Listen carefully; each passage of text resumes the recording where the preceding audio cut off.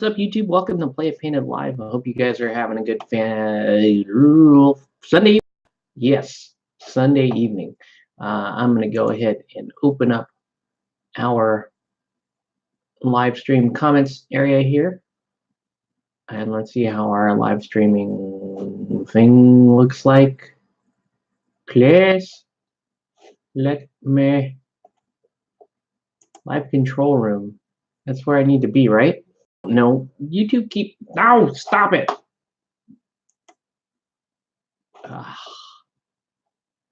Live streaming. Right. Let's go to there. Okay. All right. So this is what we're doing tonight. We're going to paint some Gotham City Chronicles. I'm painting into the next scenario. So I'm painting some Penguin crew guys right now. As you can see, they got these like cool net guns and all that kind of stuff. We're speed painting. We're going to go pretty quick through these. And really, you can see I did a lot of the work already. This is just a matter of kind of using a brown glaze here to get the pants brown. All right. So this is going to go on super thin. This is just a glaze. Actually, it looks pretty terrible. That's pretty terrible. Okay, I may actually have to like be an honest boy and paint an honest layer on here. Let's get this layer down and see what it does look like at the end of it. Because either it works or it doesn't. Right? And even if it looks dumb, it's a mob. No one cares. Right? People don't care about the mobs in Gotham City Chronicles. If they look cool, then bonus. But it's not like your job isn't to make all the mobs look amazing. That said, the mobs, painting the mobs is a very important deal when I'm playing board games, because everybody wants to paint the heroes and get the heroes done, and then just have a bunch of gray mobs. But I think that it kind of robs the overall experience if you don't paint the mobs at least to a point where you can tell them apart. I got him, boss. Yeah, what's up, Nelson? So even though I'm going to do a super quick job on these, the whole point is we're going to get the effect of a painted mobs on the board, and that's pretty important. So I'm painting scenario 2 stuff right now, and I'm getting to a pretty good point where a lot of the stuff that you need to play through the first couple of scenarios is going to be ready, and then it's kind of it's a lot smoother sailing once you get past the first couple of scenarios, because then the amount you have to paint becomes less and less, and you're basically just adding stuff that you need. So with me painting all the mobs that you needed for the first scenario, this batch is like equal parts hero and thugs.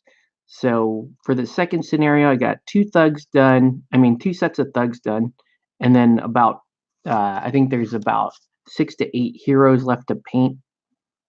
So we're gonna paint through those tonight. Though we're gonna focus mainly on getting these guys up to speed, because the hazmat guys are done. They're super quick jobs again. I'll show you guys that in a little bit. But like even these guys, I'm gonna let this thin layer of brown dry, and then we'll see how it goes. Like maybe it's good enough, right? Maybe I just do a couple of highlights here and there, and maybe they're good.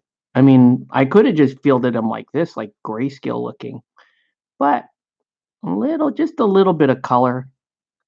They are Penguin crew, so they're mostly black and white. And you see this, I thinned this brown, which was already thin to begin with. I thinned it down with glaze medium so that all that pre-shade is going to show through. All right, so I'm almost just using this brown as a tint to kind of tint the pants this brown color.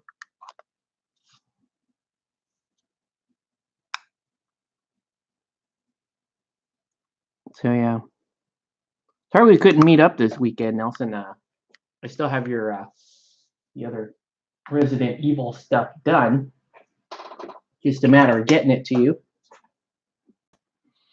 So we'll see what's going on. We got to paint this guy too, so it'll be fun. So we got him, and I'm gonna paint Penguin.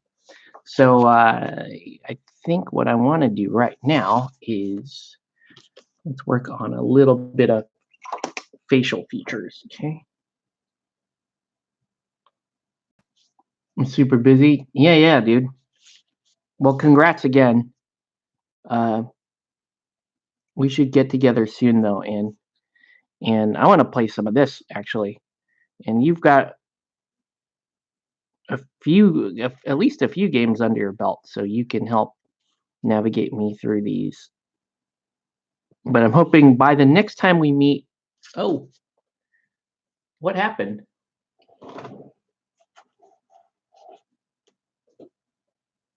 What the crap? It's like a random thing opened up, a random browser page opened up. I'm not sure why my little baby upstairs is upset.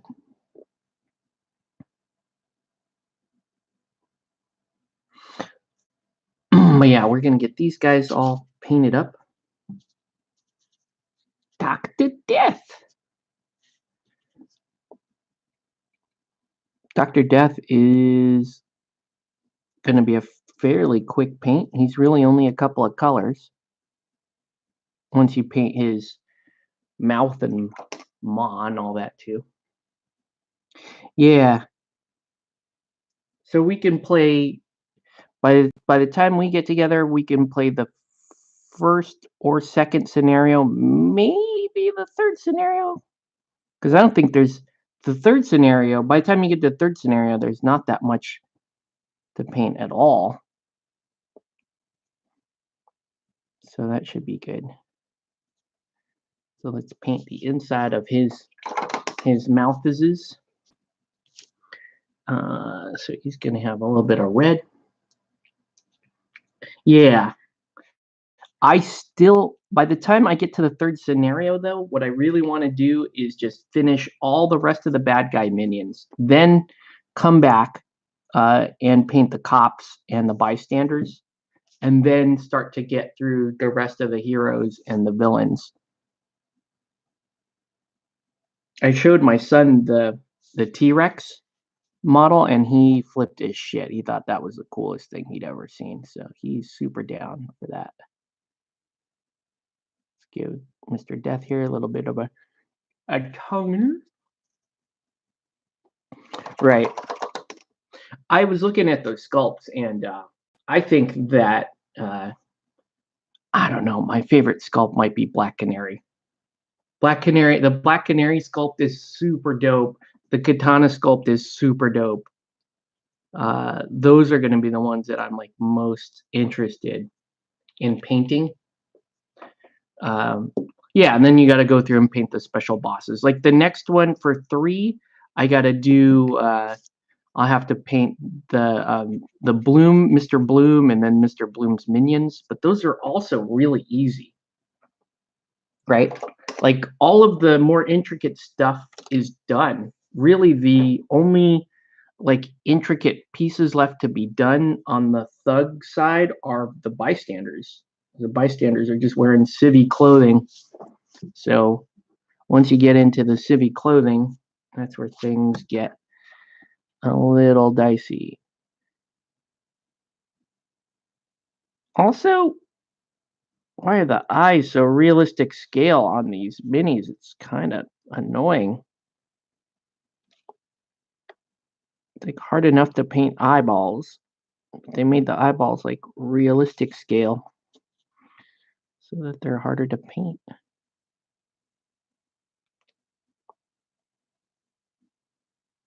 I'm gonna make his eyes a little bit bigger than they should be just so you can see them.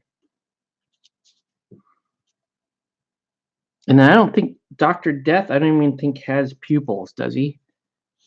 I think I'm just good to paint. He just has these tiny little white dots for eyes.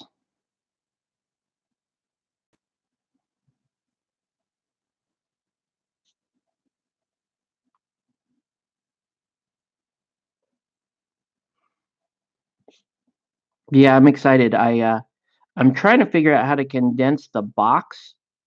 Uh, I think what I have to do is I'm gonna have to put all the minis in a KR case. I think that's what I have to do. To put them all in a KR case and then have one Batman box that just carries the game boards and the tokens and all the dice, the game pieces, right? Then I just have a KR case that just carries all the miniatures, and it's gonna at least be a full-sized KR case, I think, based on everything that we're seeing. All right. Oh, don't forget Penguin's little teeth. So Penguin's gonna have nice bright white teeth, but Dr. Death there, he's gonna have like more bone colored teeth. I do like Penguin. Penguin has been one of my favorite uh, Batman villains for a while.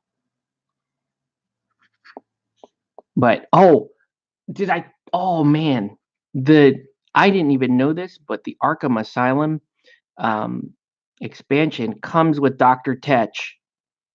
So I am super amped about getting to that point where we're painting the Arkham Asylum stuff. Then I could feel my boy Tetch again. He's back. He is back. But no Catman. So no bitch moves, unfortunately.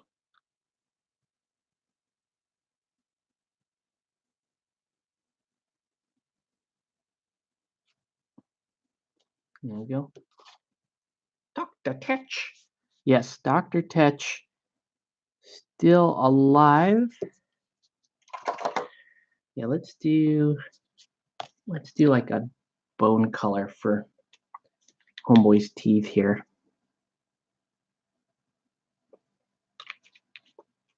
But yeah, I got no gaming this last week, and it's driving me crazy. I didn't get to get out to play any Guild Ball, didn't get to play any Batman, didn't get to try out my the faceless game, which I want to shoot a video on the faceless to kind of review it, give my thoughts on it. It's a fun game.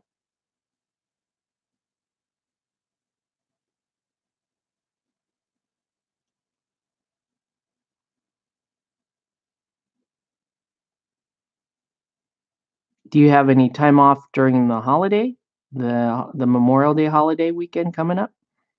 I wonder. I wonder. Your father, I wonder.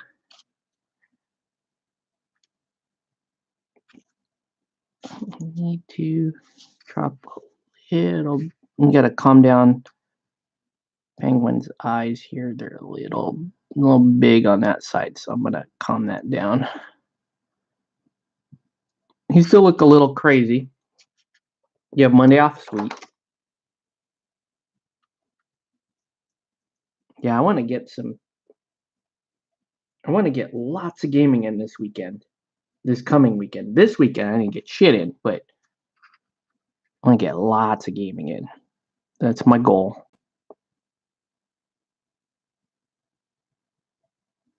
Got a Guild Ball tournament on Sunday.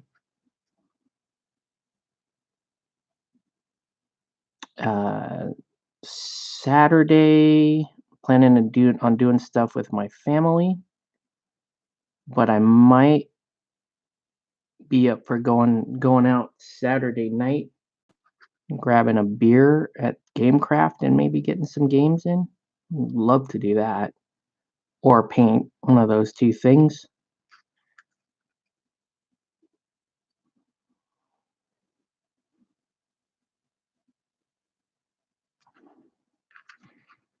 Hmm.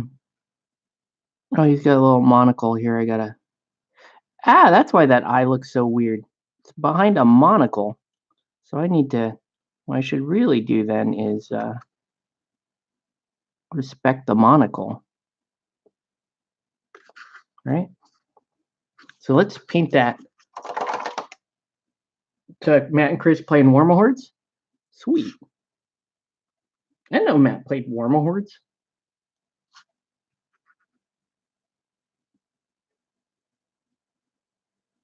That's cool, man. You know, with Matt being like a Matt always kind of wants to. He would rather play casual games. It's curious that he would play Warmahordes. But hey, if he's got, I think all that matters there is he's got fun people to game with.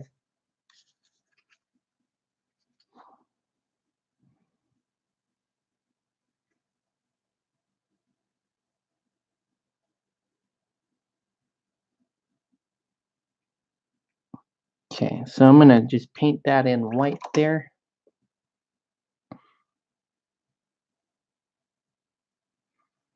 I'm gonna paint the little black string of the monocle. There we go. There, now it looks a little more like a monocle. Okay, let that dry. Let's paint the base color skin on Dr. Death. So Dr. Death is kind of a weird mix of he's I think he's got like almost like a greenish tinge to his skin, right? Almost like a just definitely like a mutated zombie like skin. So greens and grays work well.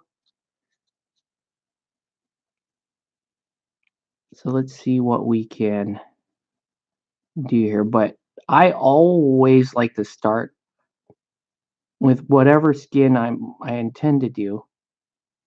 I always like to start with a basic skin color because then if I layer up other colors and that kind of thing, you can at least tell that this whatever it was that I painted started off human or has some relation to humanity, I guess.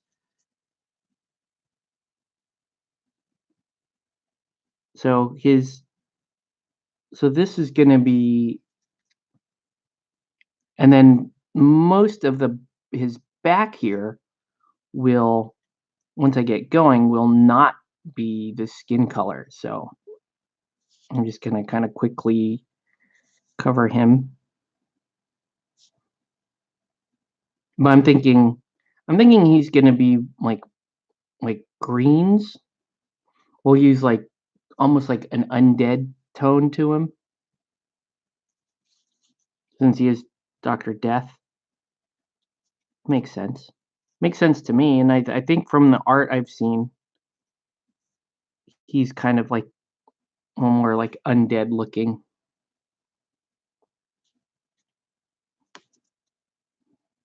The big uh the big villains are like probably the most fun stuff to paint in this whole set, right? Like Man Bat and Clayface and this dude. The Banes were super fun to paint. I think they turned out really well. I really like. I had a lot of fun painting them. I should have actually streamed that because that was super fun. Like, there's a lot of fun like skin stuff to do on the Banes. Um, this guy here might be kind of fun too, though. So let's see how that goes. So we'll start off this color. I'm not sure what, I think his pants will be dark, or his pants will be brown, I guess. Maybe the rest of him will be kind of dark colored.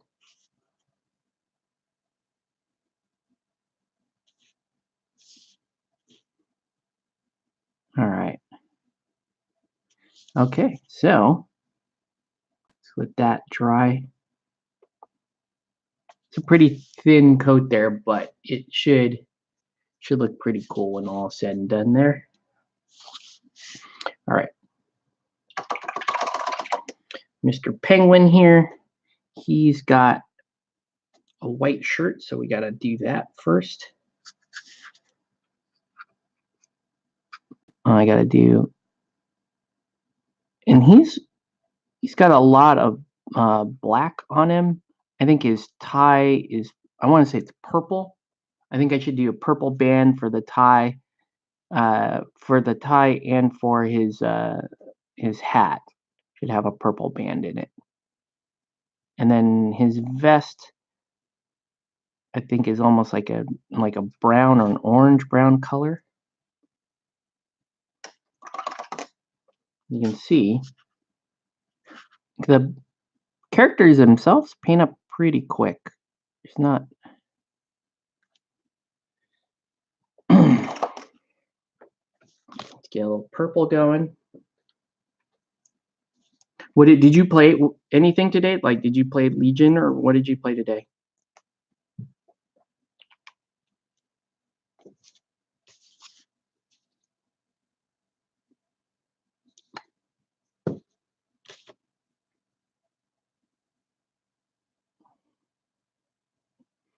Okay, so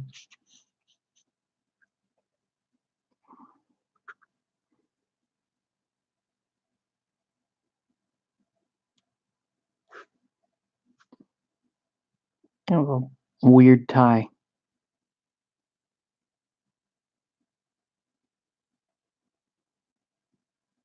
There we go. No games this weekend.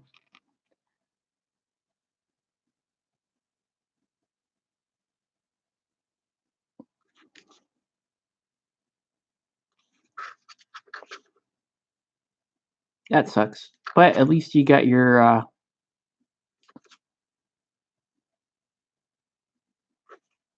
certification done. That's worth a weekend. Losing a weekend of gaming. All right. Let's do that. Now let's give him the brown. I'm gonna recycle some colors here, so we'll give him a brown vest. Right.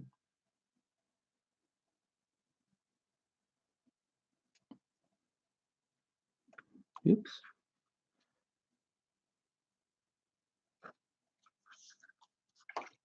Hey, what's up, Shadowcat? Welcome to the feed.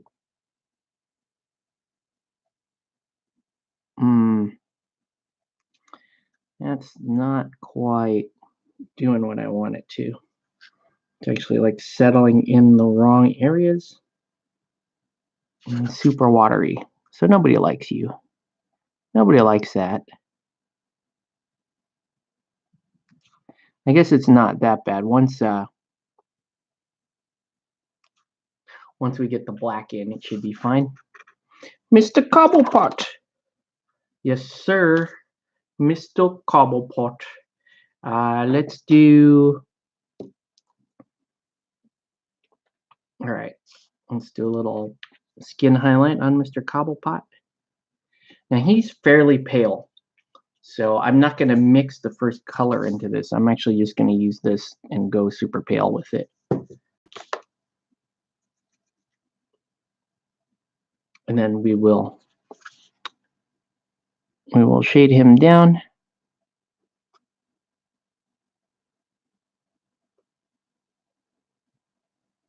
And then you want to leave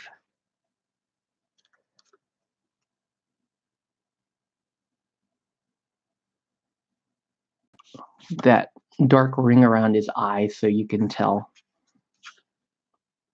He's the Penguin. The Penguin has dark rings around his eyes. I don't remember. I think the Penguin wears gloves. I forget. I guess I could, just to give him a little more color, let's make him not wear gloves.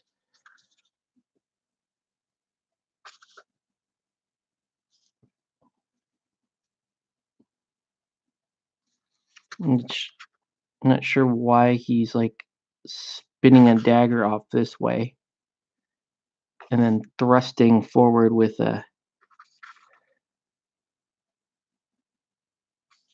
his umbrella on that side. Yeah, he does have gloves on, but uh mm, I guess I don't know. I just want him to have a little bit of color because once we put the black on him, it's not gonna be much to talk about, which is okay. I mean, he's the Penguin, and a lot of characters in Batman are like just black with a couple of little accents on them. That's the best part about Batman, and then also kind of the worst part. It's like it's what allows you to paint Batman so quick, though. Is like, oh, just a couple.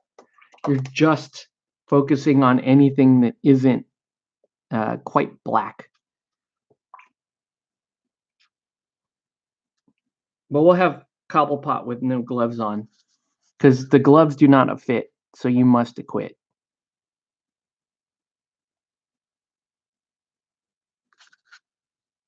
That was my shitty OJ reference. Also, if you're here to rant about Game of Thrones, I'm totally down for that. Spoiler warning for anybody who is not caught up on the show, though, because the show finally ended tonight. Watched it with my wife, and you know, there's a lot of times that there are a lot of things that I don't like about that I just did not like about Game of Thrones, and I talked some mad shit about Game of Thrones these past few seasons. I think I'm not as disappointed with the ending as a lot of other people are, but I'm also not impressed by the ending. So my whole my whole reaction to the finale was meh. If I were to sum it all up, eh, you know, it makes I will say that it makes the books sound a little more interesting to me, but otherwise, meh, not really. Not so much. All right. This guy's still drying, but let's throw a little highlight on him. Let's start since yeah, this is okay actually. And this is gonna go super fast because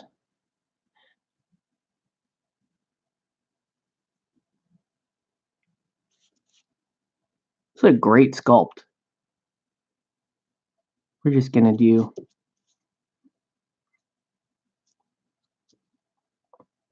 yeah, fairly boring. The big climactic scene, I think they did really poorly.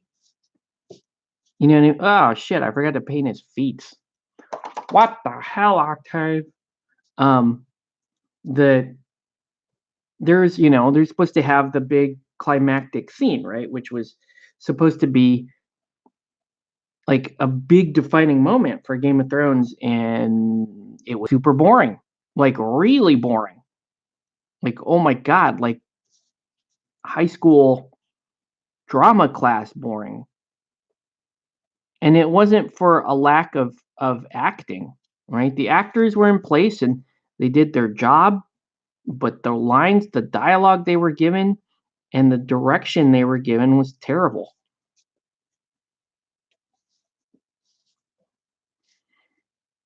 You know, it's like yeah, that scene should be in there, absolutely. Yes, it's but it should be super important. It should be super important.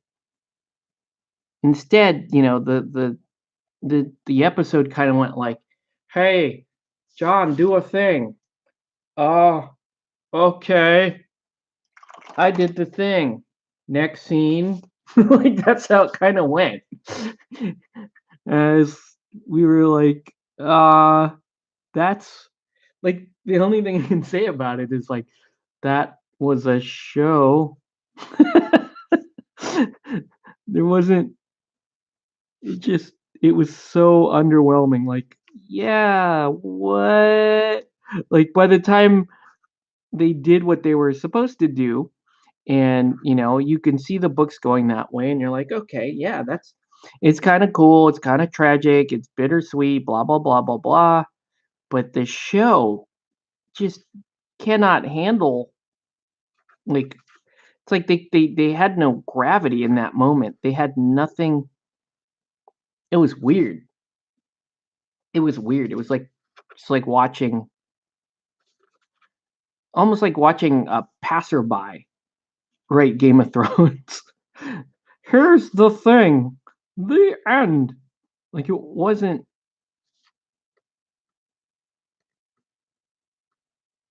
almost like they did it in a what's a sort of a non a disaffected um language, right? Have you got here's what I'm talking about. Like sometimes you'll watch these interviews with people from other countries.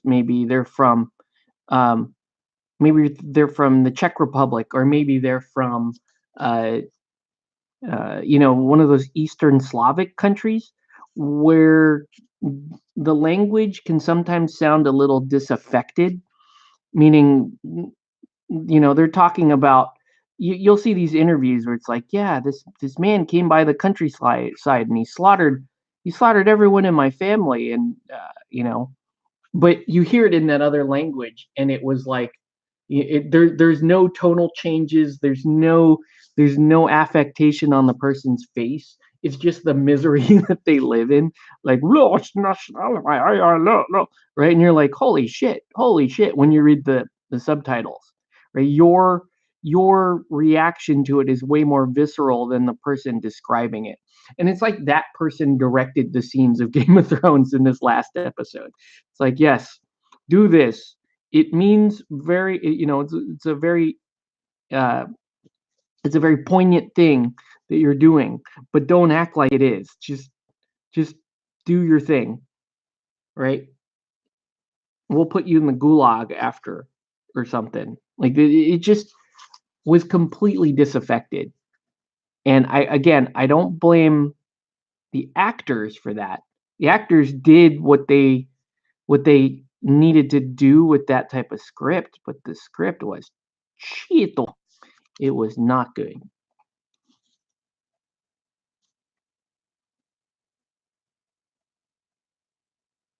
There. Yeah, his umbrella is also black. Everything about this dude. Yeah, he's he's a penguin.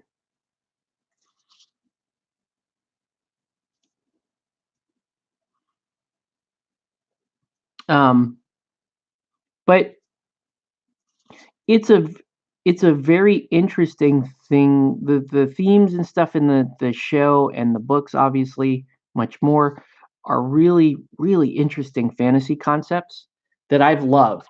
That I absolutely like. I will probably never sit down and write a novel because I'm lazy.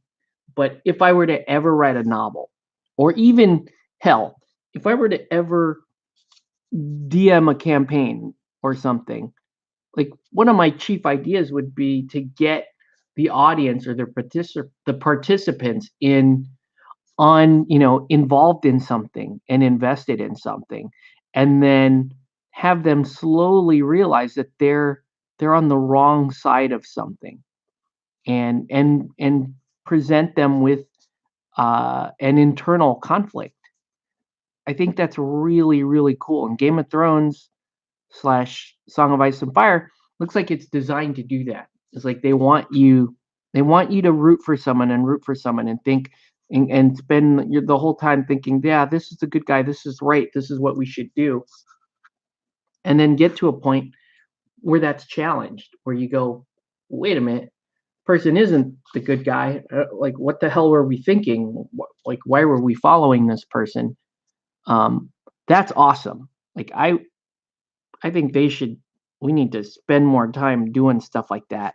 I think society in general needs to do that. Again, see my rant about Star Wars and how Star Wars is bad for society, because Star Wars always presented you with this picture of, oh, if it's wearing a stormtrooper suit, it's a bad guy, no matter what the context.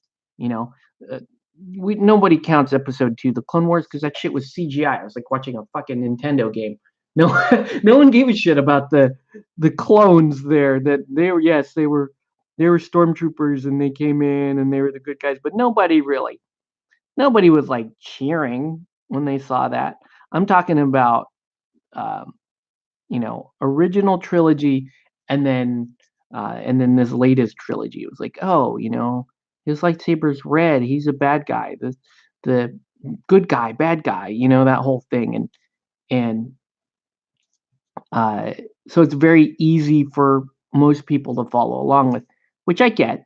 And it's part of what makes it so successful. But at the same time, it's bad when people carry that oversimplification into society. And that's what we're seeing a lot of today, right? That's what we're seeing the most of today, is depending on what label you wear publicly, politically, religiously, even your sexual orientation or your identity, your all of that is politicized, and then it becomes well, if you're this, you have to hate this, and if you're this, you have to be against this. You're not even judged based on what you're for anymore. That doesn't count to anybody. No one cares what you're for, because you say, "Oh, I'm for individuality. I'm for individual freedoms," or anything like that. No one gives a shit, right? No one.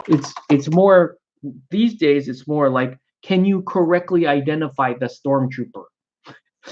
That's that's what people think politically, and that's why I at least partly blame Star Wars for the ills of society, because we've dumbed it down to that level. It's like, oh, it's simple. You just pick the ones that look like stormtroopers, and they're automatically the bad guys.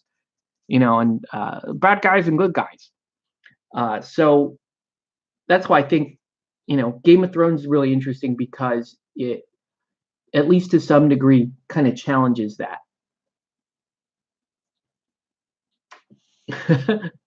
Empire of the good guys.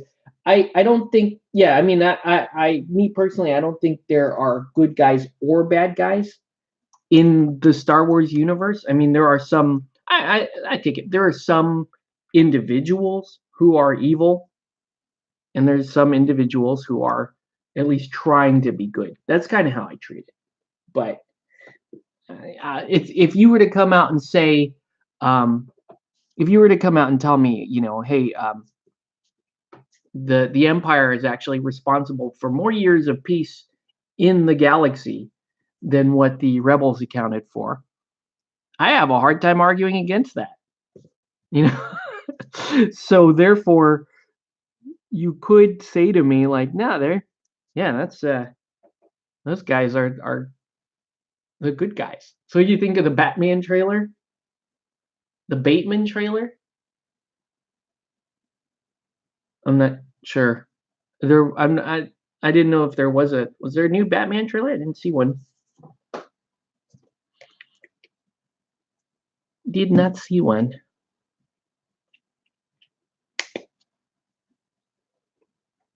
Oh, it's starting to rain.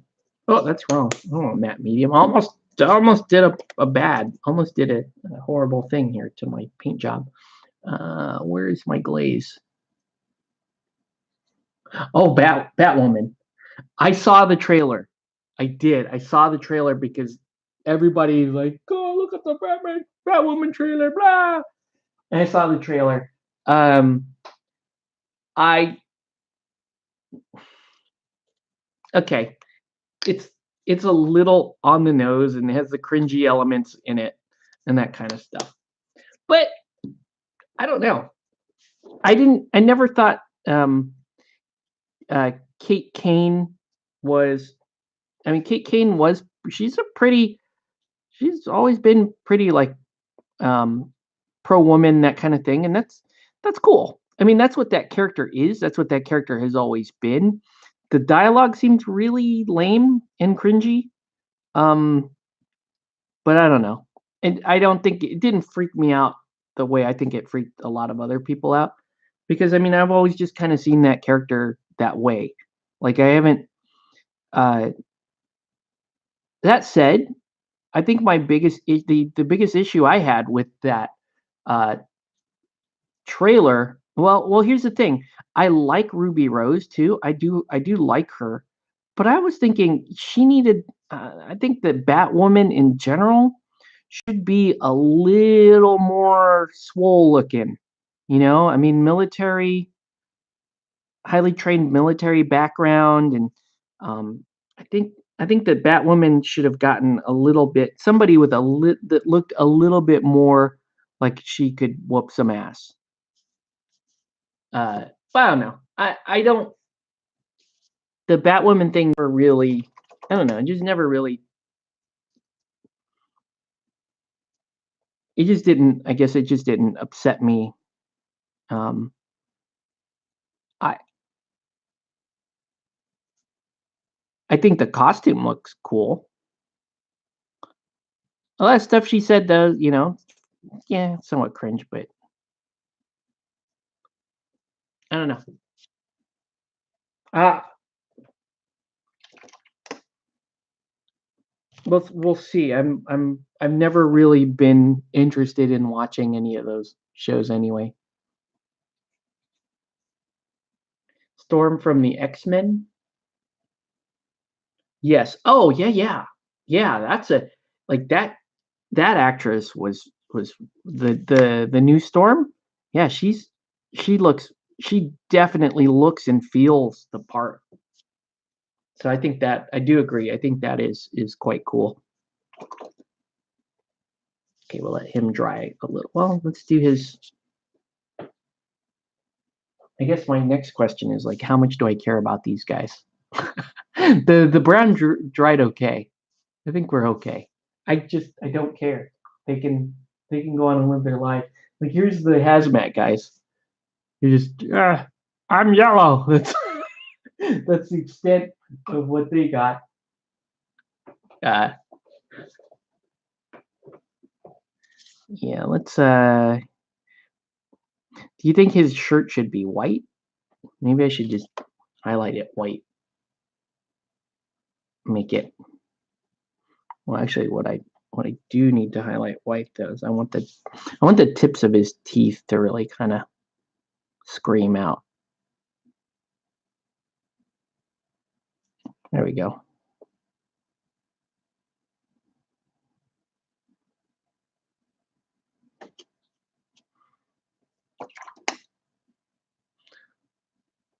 The old one who is John Wick.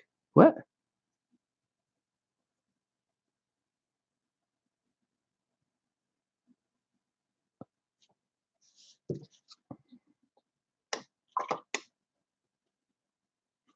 Hmm.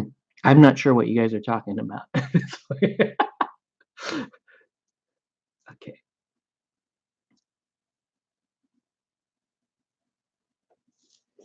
It's funny that she was. I remember that Ruby Rose was criticized for not being, quote unquote, gay enough when she was originally cast as Batwoman, and I was like, that's that's a thing. You can be not gay enough. What does that even mean? I don't understand.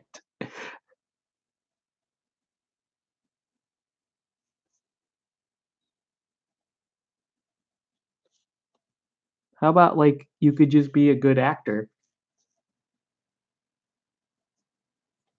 Is in John Wick 3. Oh,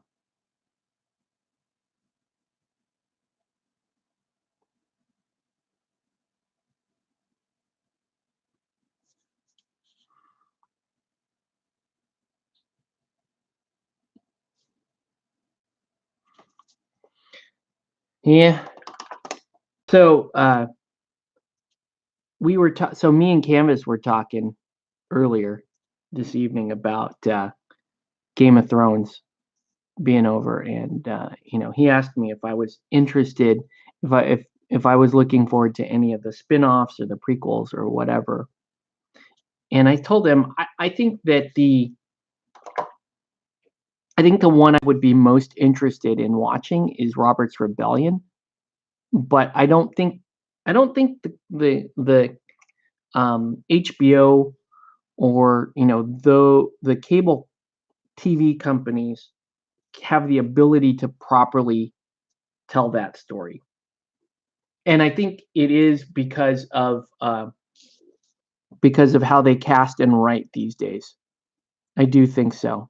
So, if you want to talk about preemptive SJW trash, like if you look at Robert's Rebellion, to me is the based on like what we've seen now of Game of Thrones.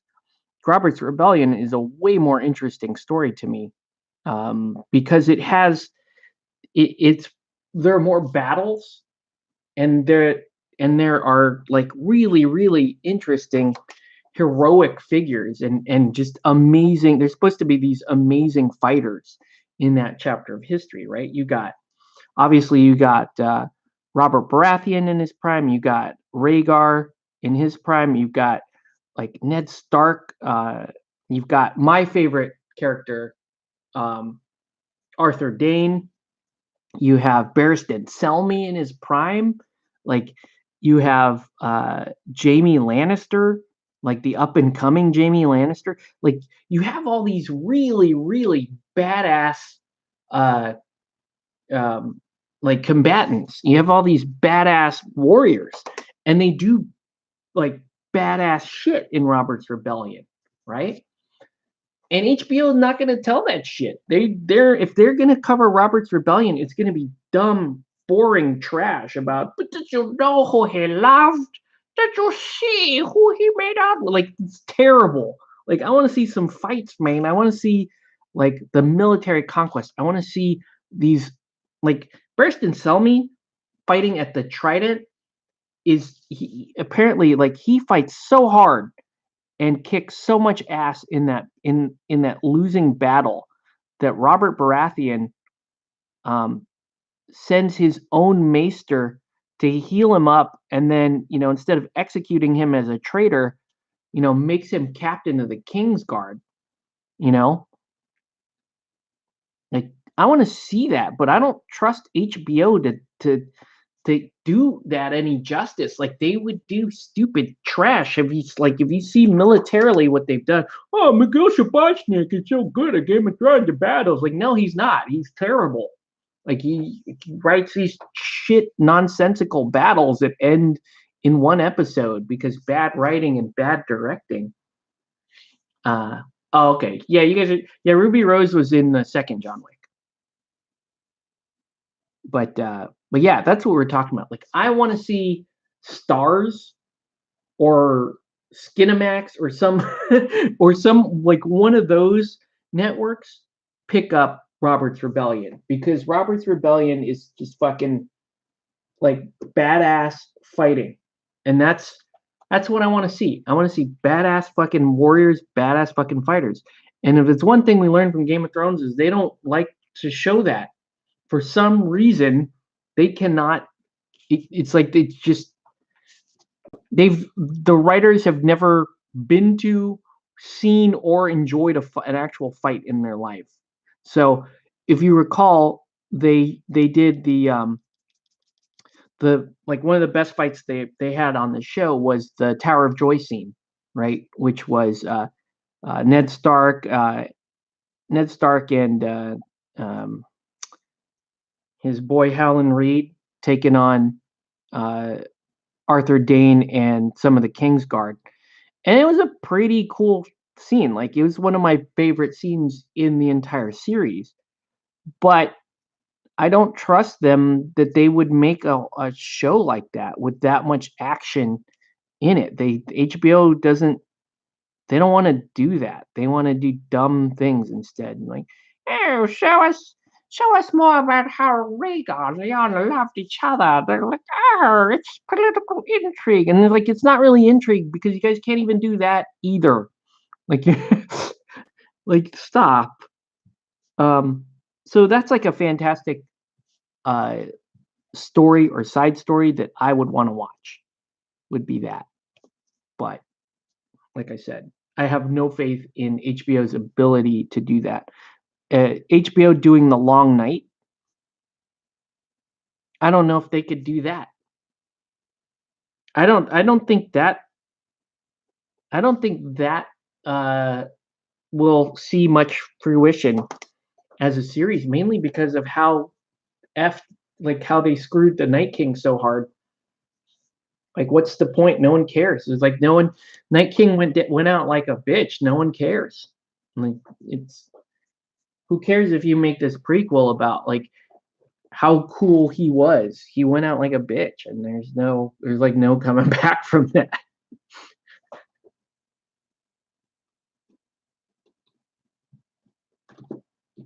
But yeah, like I also think, I mean, if you even if you are gonna do the stupid shipping scenes and all that from Robert's Rebellion, you have a really interesting story with uh with uh Ned Stark and Ashara Dane. I think that's a just the whole like House Dane is dope, man. Like they need to we need to spend more time with that story. Like House Dane is awesome, but they won't do it right. And just I don't know. It's like they just don't have the wherewithal. They don't understand like I don't know if this is I don't think he's supposed to have like purples on him, is he? I'm doing it because it looks cool, right? And just kind of makes his. You guys tell me, Nelson. You tell me. Is he supposed to be like? Can I give him like little, like blend in a little bit of this color to make him look a little more interesting?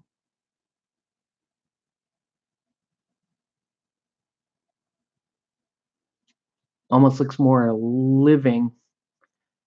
His name is Doctor Death, and I think I'm making him look more like Doctor Life.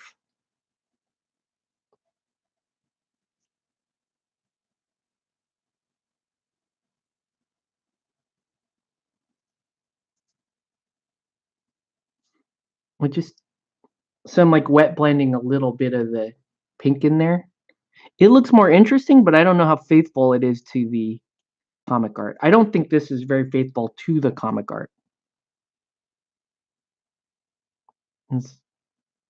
But I don't care that much. Luckily for me, I don't care that much. I want it to look interesting.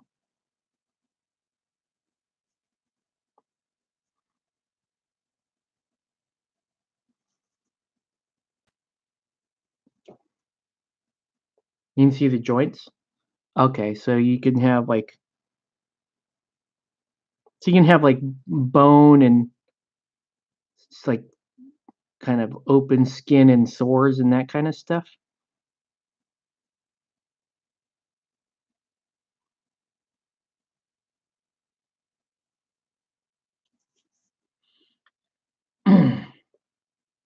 let's um let's let that dry a bit.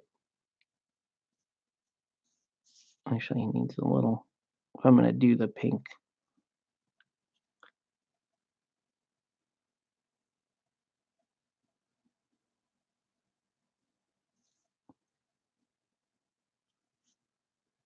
And then I'll highlight my way out of it. How about that?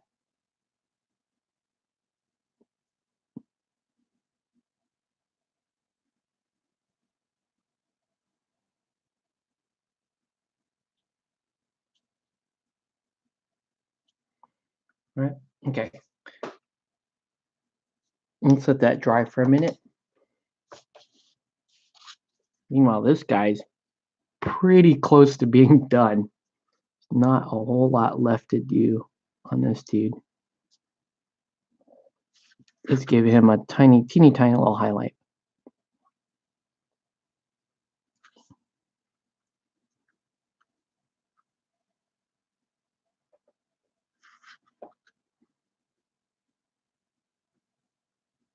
And then I can start moving on to the heroes that are for this next scenario.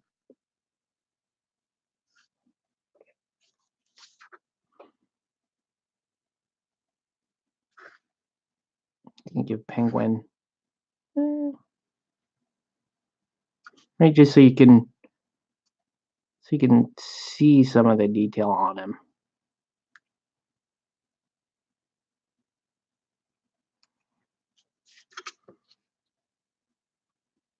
Ooh, whoops! That gray is super watery. Super watery. It's okay though.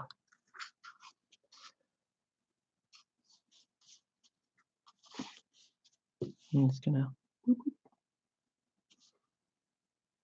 Oh gosh. There we go. Just kind of edge that out.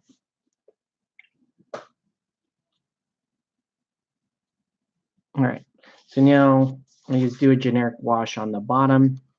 Oh, it does need a little bit of white right here on his knife. Okay. All right. So now we're gonna put a little bit of wash on their base.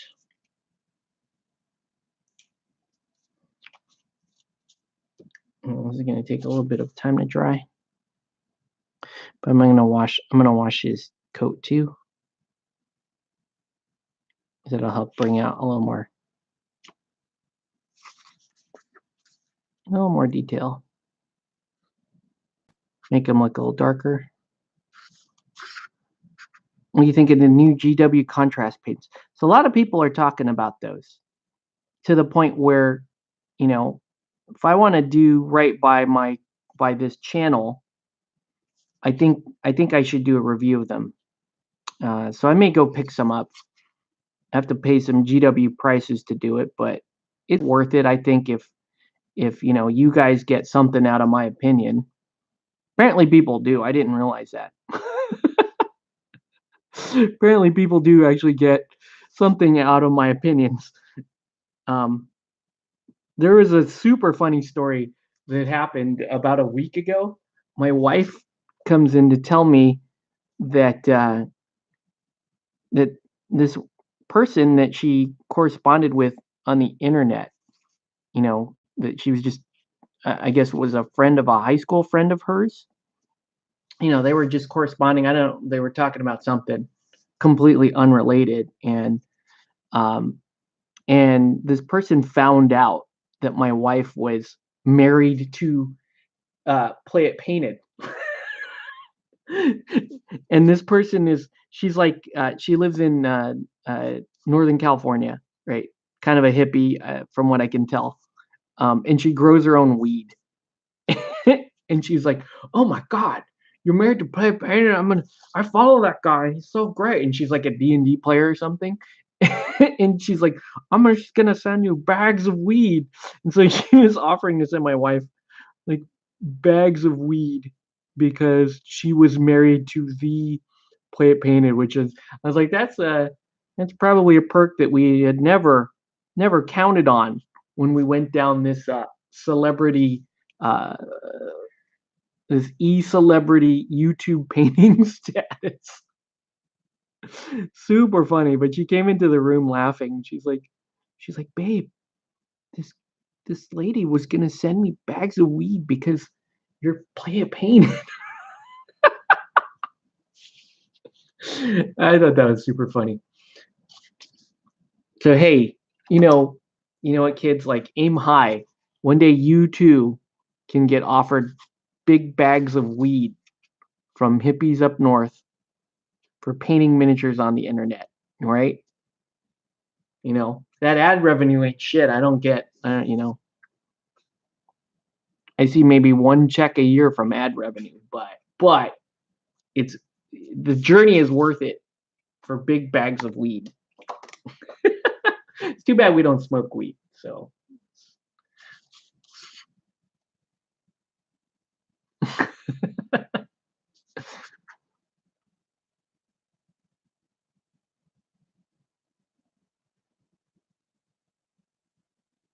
But yeah, I so from what I can tell, those contrast paints, they just put like they're they're like a high pigment paint, but they put a lot of they have a drying retarder in there so that it dries really slow, and then you can actually it kind of tricks you into blending colors together, which is kind of what I do anyways with certain colors. Is I'll mix them with glazed medium, or I'll mix them with drying retarders so that they do dry slower, and then I can play around and blend a little bit better.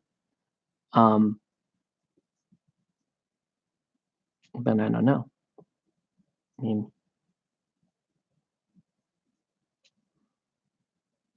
whoops, that's not what I wanted. Um, but yeah, I'll try them.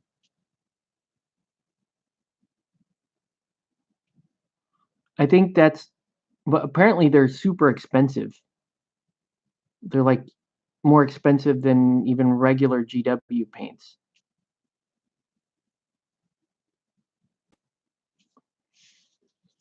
I think personally though, the GW specialty paints are good for people that don't really want to or are too intimidated to kind of mix different things and kind of make their own effects. So when they had that like textured paint, I was like, yeah, that's really dumb. Like it's just textured paint. Somebody just took like paint and didn't add any sort of flow property to it, and GW called it a thing, and it's not really a thing. So that was whatever. Um, and so this paint is probably also another gimmick. But if you're somebody that doesn't want to mess with that doesn't want to mess with the variability of working with different kinds of paints, then go for it. You want to spend a little bit extra to kind of get a repeatable result. I hear that. I mean, I still have GW washes here on my desk. Uh, you can see they're full because I don't use them. But sometimes you just want that. Like sometimes you want that repeatability. And the fact is, you can get for you can get good results out of them. So I'm not gonna begrudge somebody that does that. All right, so the heroes to paint is you got Batman Year 100, who looks fucking hilarious to me. I need to look at art for this guy because he looks like he's got goofy boots. It looks like he's just wearing booty shorts. Like what the hell? What the hell happened to Batman in Year 100? You got these mangled tootses. He's got just his cape splits in half. He's got like his bat ears aren't they're not like cool bat ears. They're just like shitty puppy dog ears. So I got to paint this guy. Speaking of Batwhammons, got to paint Batwhammons. So we can start her. I also have Frank Miller Batman. You can see I just hit them with airbrush colors for now. And then I have the two Robins and Batgirl. So looks like he's dancing. This dude, or this dude. This dude here looks like he's trying desperately to protect his nuts. Like nobody kick Batman in the nuts. Just stop it. Just don't even think about it, buddy. Let's look at this guy. This guy here, it looks like he's got a like a shit dental plan, and he's trying to tame a. He's like trying to bullfight or something. Let's look. Let's see what he looks. Right? They call him Batman Year 100 or Future Batman, right? Batman 100. And let's look at his images. Yeah, he does look So he's got booty shorts on, but he still has gray leggings on.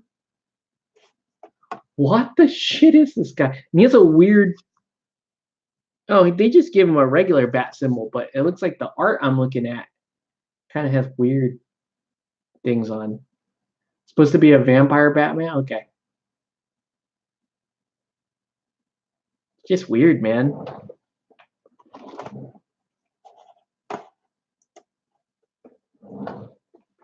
And then the worst characters to paint in Batman, in my opinion, are Robins. Any of the Robins are a pain in the ass to paint. Why? Because he gets yellow cloak, then you got a red. You got all the worst colors to paint on Robin. Then you got to paint this shit red right there. Then you got to paint yellow for the little Robin symbol. Then you have to paint the arms like green. Then, man, I'm just Robin is like the worst one to paint. Batgirl, at least she has like purple, like this. Her cape here is going to be black. I have half a mind to go with the previous art and go black and yellow because I really like that. But or that super midnight blue I think is awesome on her. Or I could just do New 52 colors, like the purple. I don't care for the purple though. And then you got Damien. I'm a little kid. Don't mess with me. So, yeah. Let's. We're not gonna finish these guys, but let's at least get some skin tones on them. Like, why the hell does he have booty shorts with? I do not understand this guy at all.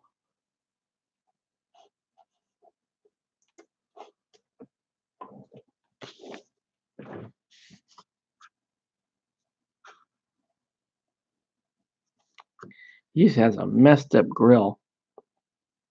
Huh, I'm Bruce Wayne. I'm most eligible bat guy. Just date me. I was sexy once.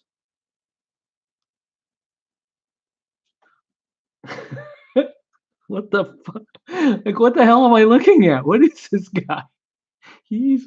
This guy is a fucking legend. Why does he look? Why is he got?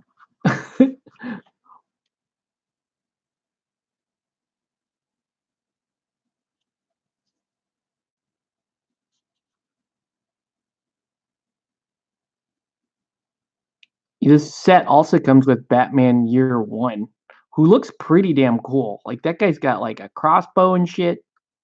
That guy's kind of cool looking. This guy, I'm not sure, man.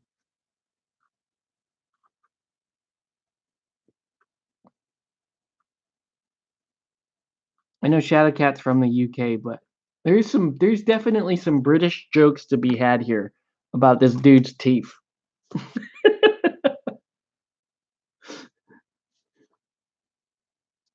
And you know, my name is Simon, and I like to do drawings. You go, Simon.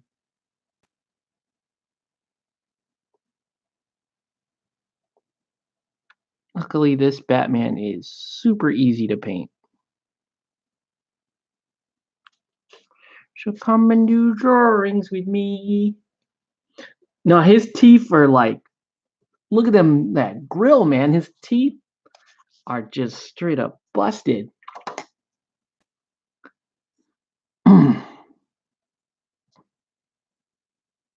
We gotta paint her. We gotta paint Kate so we can. It'll fit better when it fits a woman. I'm just gonna use those quotes and stuff. Now, costume design, I actually do quite like Batwoman. I think this pose is terrible. That said, but I do like Batwoman.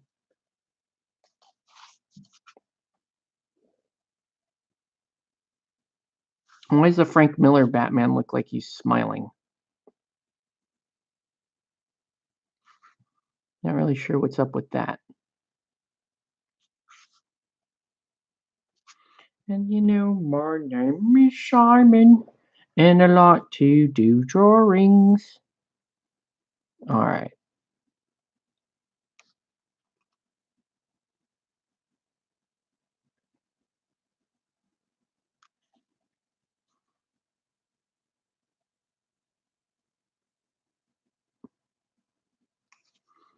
Hmm.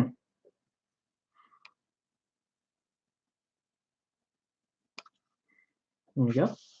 We'll let that dry. Let's just, since we've got the skin out and there's like very little skin on any of these characters. Let's do that.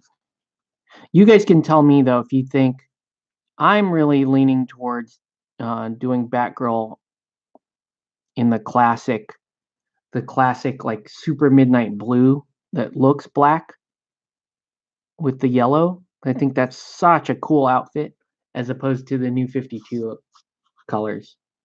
You guys tell me what you think.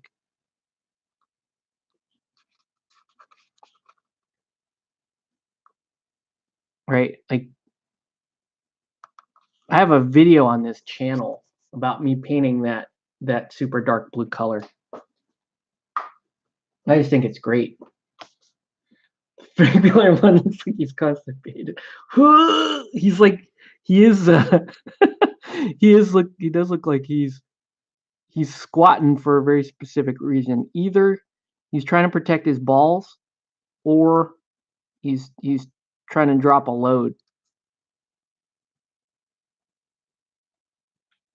Isn't it true that squatting to shit, like squatting over a hole, is supposed to be easier on your body than sitting down and shitting? Like sitting down and shitting um, puts too much strain on your abdominal muscles to try to get that squeeze that puppy out, and you get the act of squatting as opposed to sitting is better for your muscles and helps get that shit out a little easier. You guys tell me. That's what I've heard.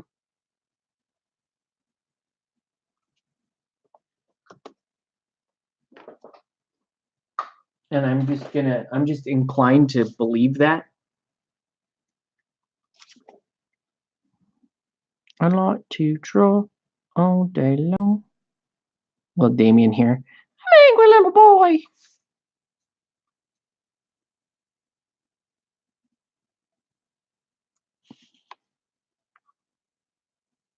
So when you have enough painted for the first two scenarios, you basically have the Bat family done because you had to paint Dick and Jason for the first scenario, and essentially you just paint the rest of the Bat family for the second scenario.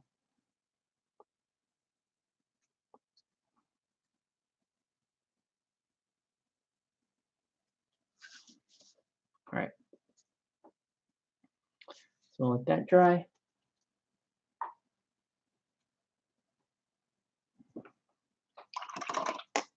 Let's do. Oh, I forgot. Kate has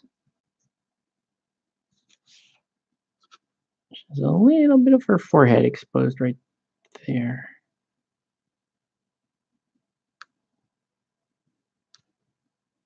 A lot to draw all day long. All right.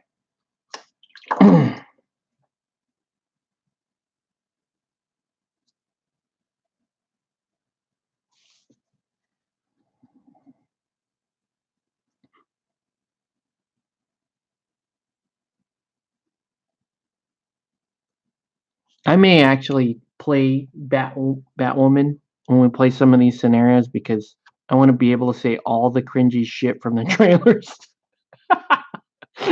when I'm playing.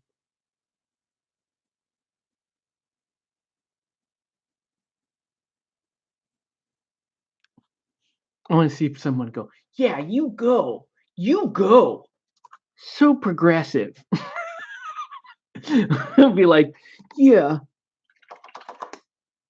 I don't want a man taking credit for the woman doing the job. I'll just do. I will just say shit like that in public, and it'll just be the cringiest shit ever. So I apologize in advance to Nelson. Actually, I think everyone around us will think it's funny. I'll just say it.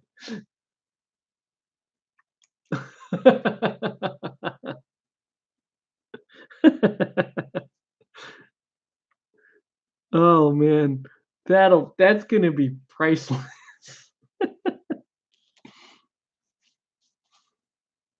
Oh my god, super funny.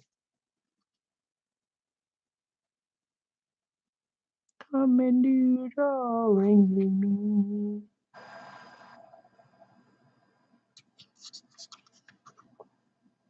Her pose is terrible though.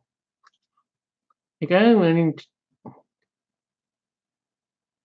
That looks way better on.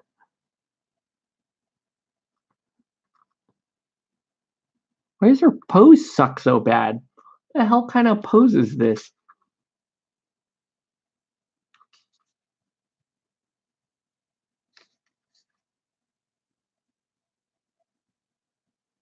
All right, where's that? Okay.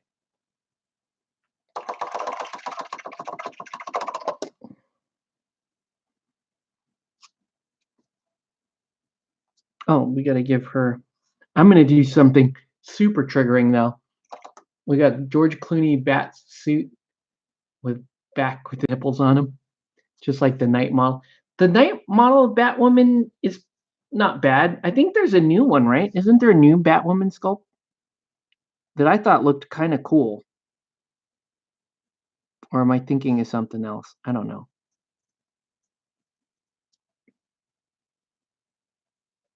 No, everybody knows Batwoman does actually have like kind of lipstick on. That might freak some people out. They might not be happy about that. You know, they don't like these. They don't want gender signifiers. But I'm gonna give her, and I'm gonna give Babs here just a little bit of it. Actually, Babs got a lot. Babs may have gotten a little too much. That's okay. We'll fix that. Oh, the metal one? Yeah, it wasn't great. I remember that much. Now, this Batgirl does not have like the regular white eyes that everybody else is rocking with their bat visors. So she actually has like visible pupils through her suit. And I think it's kind of cool.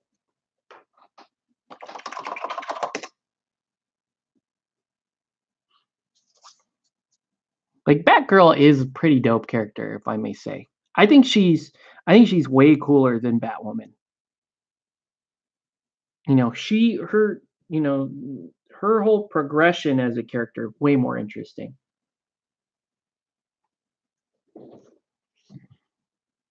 You know, and you also get Oracle in this game.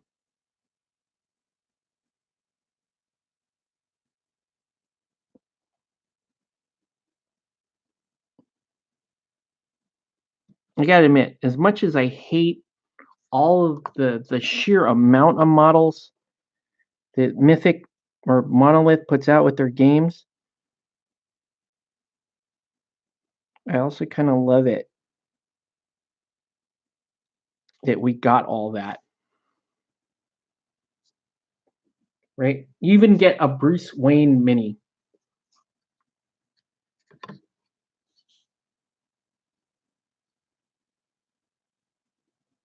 So yeah, you guys can tell me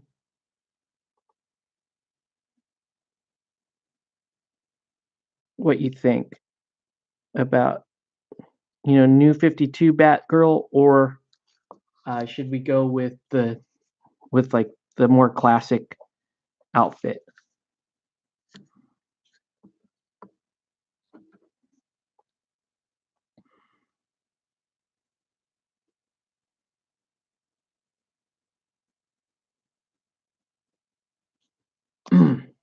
But right now, I'm telling you, like, among the stuff that I really like, my favorite, like some of my favorite sculpts are gonna be Black Canary and Katana in this game. They're so good. Love those sculpts. The Huntress sculpt in this game is not very good. I was kind of disappointed because they did such a good job on the other Birds of Prey.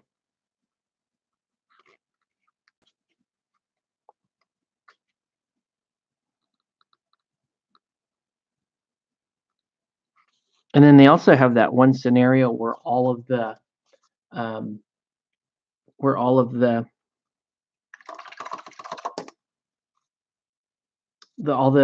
heroes are female, which is awesome.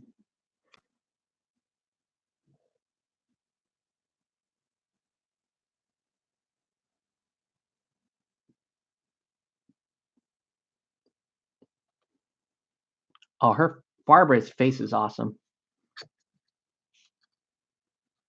Dude, this sculpt is dope.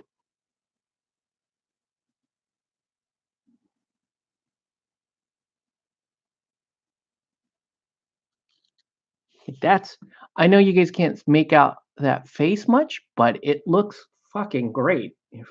Fucking great, man. It does. That looks great. That's an awesome sculpt. Anyway, they have some of the ones that came in this Kickstarter are real winners. I don't know, Shadowcat, did you back this Kickstarter? I think a lot of people are going to jump in on June 4th, man. I think with the quality of the shit that they put out here, I think Monolith, they got a hit on their hands. I think they should see a lot of people get more interested in backing, because I think you will be able to at the very least get the core game again on June 4th, and then the season 2 stuff.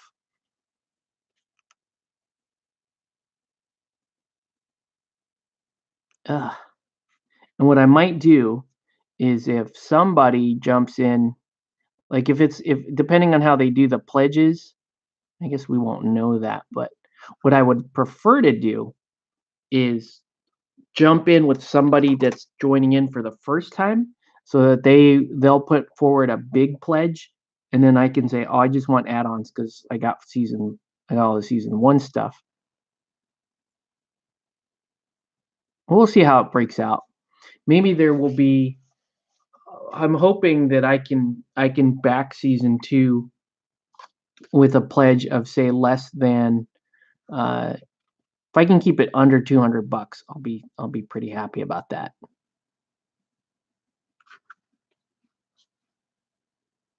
Look at this boy's teeth, man. His teeth are killing me. Your teeth are killing me, Batman.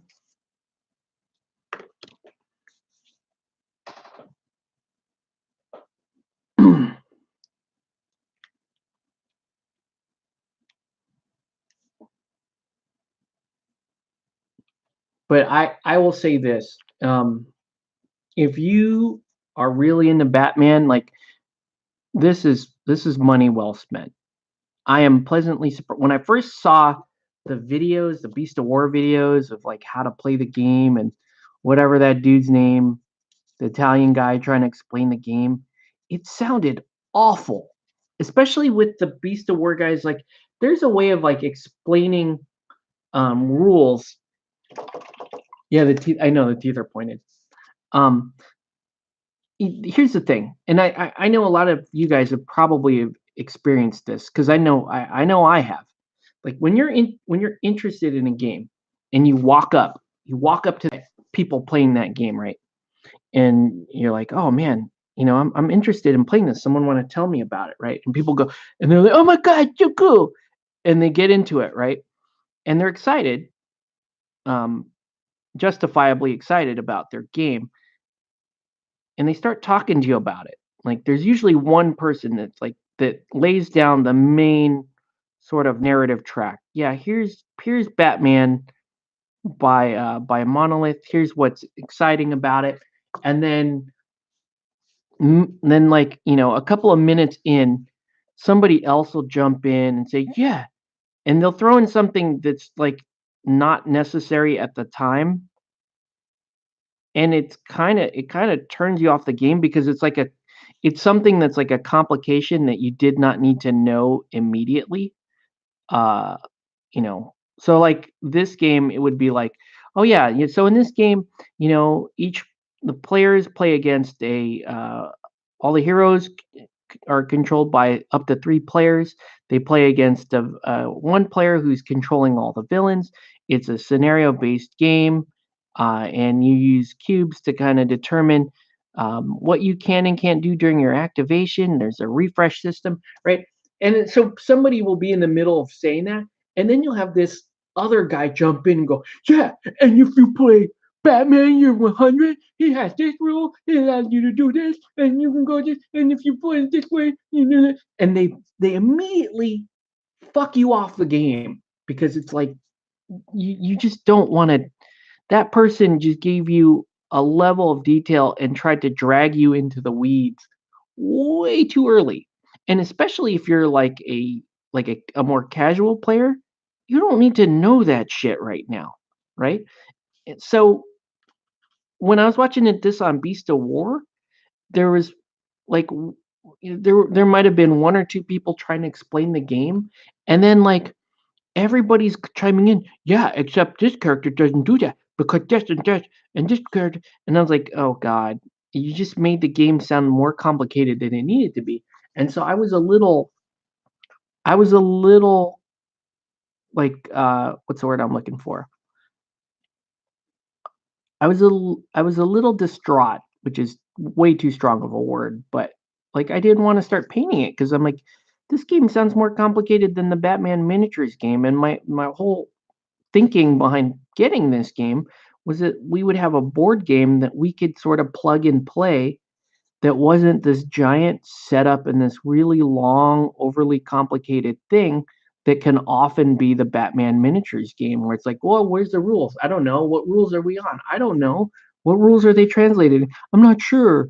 And like the Batman miniatures game is unnecessarily complicated. It has tons of quirks. It has lots of workarounds, and you just sort of patch together what you think the game is and kind of just go with it, right?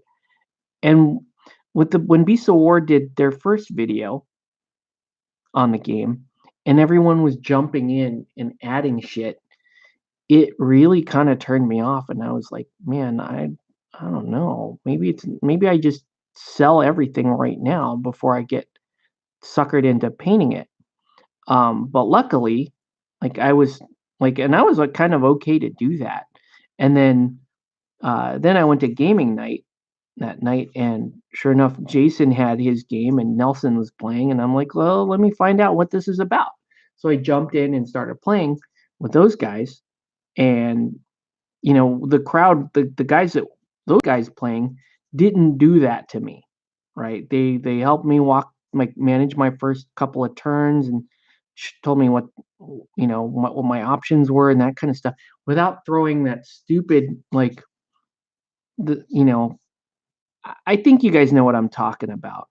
I always called it nerd peacocking, and whenever it happens, I just laugh my ass off, right? Like the last time I was at CQ to play a game, me and Sean were playing that Engineers versus Masons game, which is dope. You should watch that. Plugging myself, but yeah, um, we were playing that game, and right next to us were these guys playing 40K, and this guy was the dude like they pose and they put their hand on their hip Like they put their hand on their hip and they're like, yeah, but I get 2 extra armor saves and you don't. And yeah, but if I do this, then I get to do this and I get to jack off harder than you could ever jack off. Like I get to spooge all over these windows. And, and they're saying this kind of, they're not saying that, which would be even better. But you get my point. Like they were talking about just like that peacocking shit that is super funny, and everybody knows people in the gaming shop that do that, right? Yeah, but I did this with my list, and therefore I get to do this and this, and you'll see. I'm so powerful that all this and this and this. And people used to do that to me uh, back when I was playing 40K. Oh yeah, well I have this in my list, and it's so hey, you gotta make sure you're not gonna live. Hey, you're just doomed. You're gonna die. So many armor saves, right? And they would say that. They would do that peacocking shit, and I'd be like, oh no, I guess I better just quit now because there's no hope. Because I was a dick. Oh no, it'll never work out for me. Oh God, what was I thinking? And I was also a dick when I played 40K. So I would just so more often than not, I would like murderize the shit out of that guy that was just done peacocking. And I was like, oh no, but all your and I would just throw it right back in his face. But all your heavy support, what am I gonna do?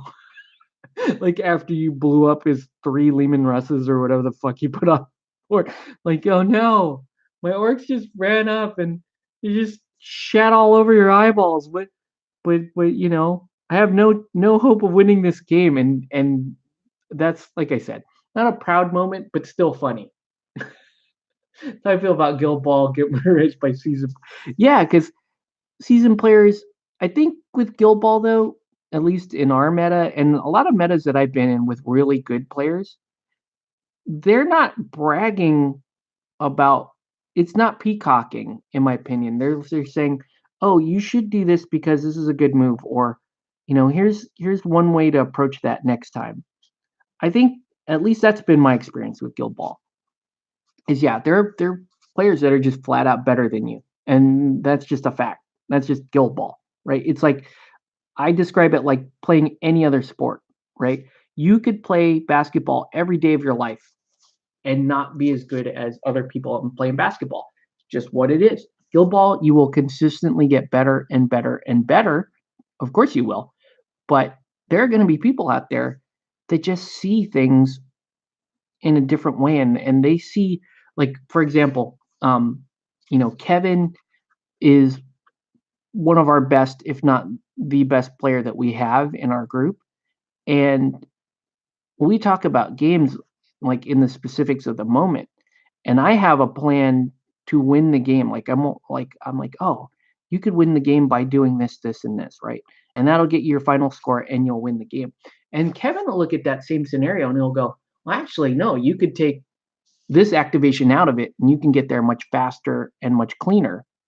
So that's kind of the difference between good, better, and best Guild Ball players. Is is like it's like the most minute differences in how they approach and view the game just makes them that much better. Like the level of mistakes that you make between beginner and intermediate, like that's a pretty big gap, right? There's a pretty big gap of things that a beginner player will do wrong that an intermediate player can pick up on and capitalize on. There's just a lot of them. The difference between an intermediate player, a guild ball player, and a good guild ball player is like it's almost like consider it like the last 5% of what it takes to be an excellent player, right? It's just that last 5% that like, oh yeah, I can see this goal in my head, I can see this goal in my head. But the super good players like, oh, well no, change this one or two things about that activation, and now you have that game completely unlocked. Like that's our guild ball game. Yeah, our guild ball crew is really strong. Like our meta is really strong. When we played the Kingdom Cup in April, we had players coming in from Northern California, from the Midwest. We had players coming in from Seattle, from all over the place, really. and our meta took top honors in everything there. That was crazy. Like, it's hard to think that our local guys are that strong. Like, we got like the real deal guys in there. It's pretty dope. And it's really, really cool to watch and be a part of. Oops, I messed up. Oh!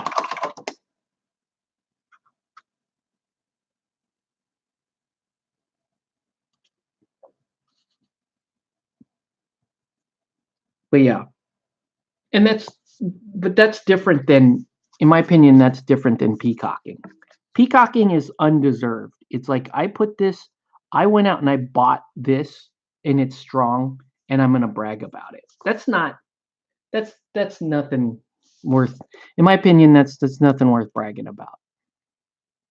If you want to brag at a war game or a skirmish game or something like that, it should be something unique that you did, that other people didn't see or understand.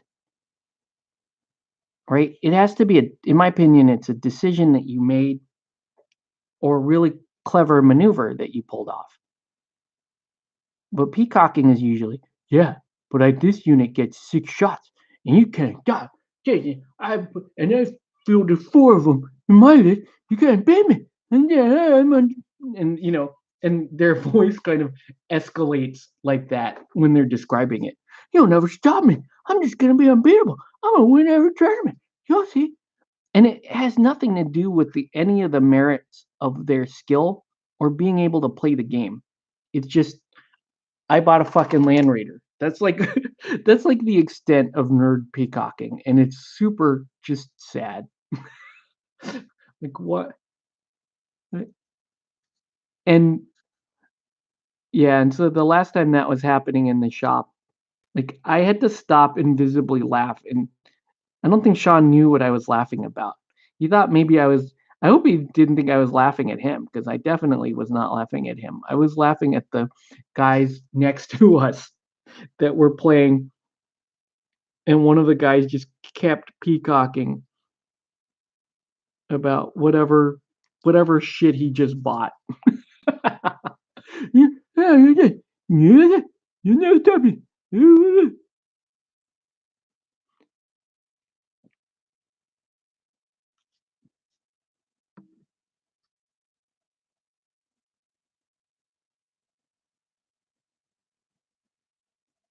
Oh, war gamers.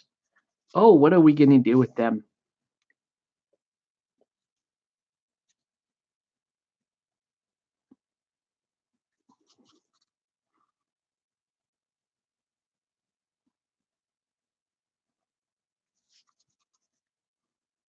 So Kate paints up nice and quick.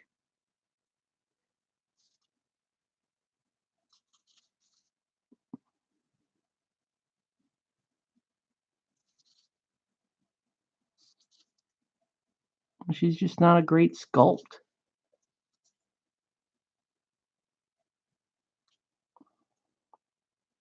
But she'll look cool on the board nonetheless. Yeah.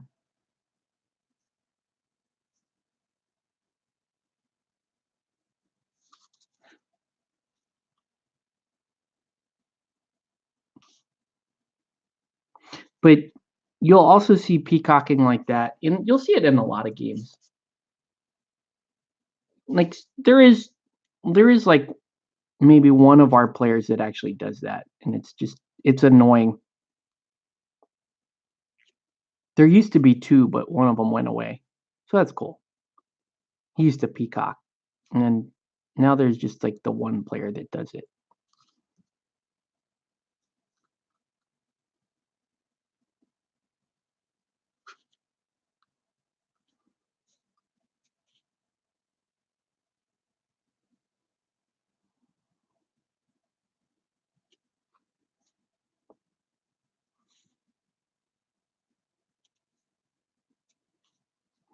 I'm gonna have to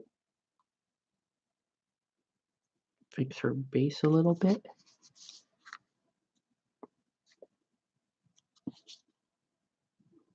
Now, Batwoman's hair, they always have like she always has like super bright red, like cherry red hair.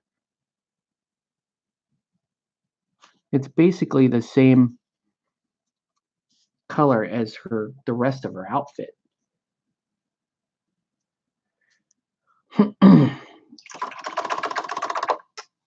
I need to put a little bit of like a somber gray, I guess.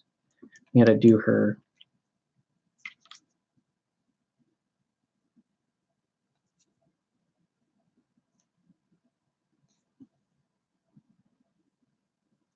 Come on. Oh, don't give up on me. Yeah, her outfit is like one of my favorites of the Bat outfits. It's really cool. But the character Batwoman not has never really been that interesting to me. Batgirl, I think, was always a much cooler character.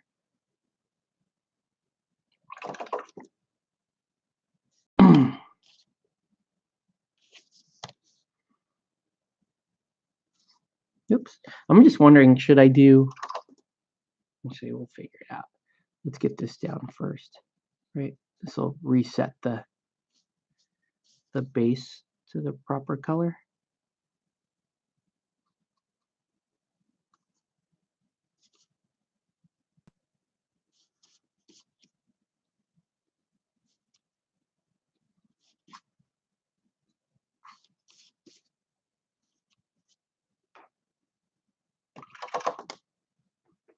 Let that dry for a minute. We'll go back to Toofs Man. Toofs Man. He's pretty dope. Let's do his utility belt.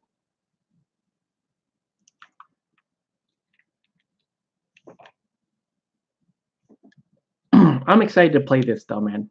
I punched out all the cards tonight. My son and I punched them all out and we did a little organizing. But I want to condense it a little further.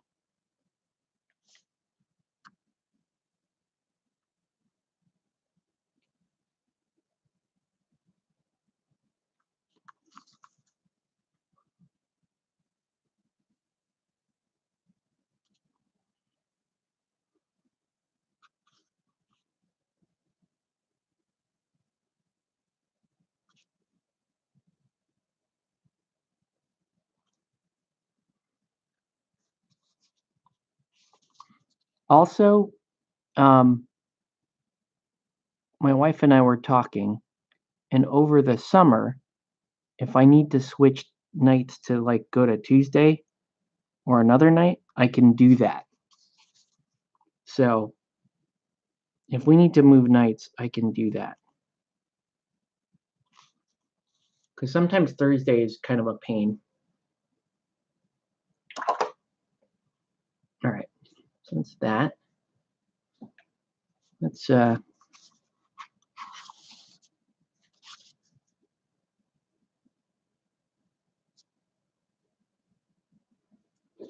paint some of Kate's stuff.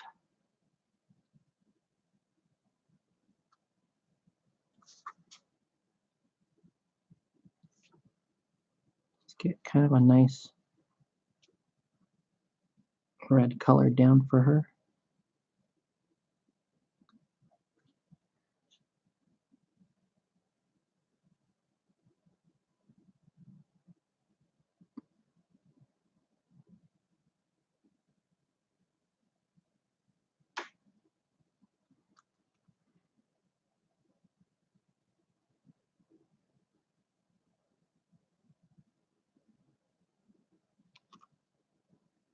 I'm just not 100% convinced that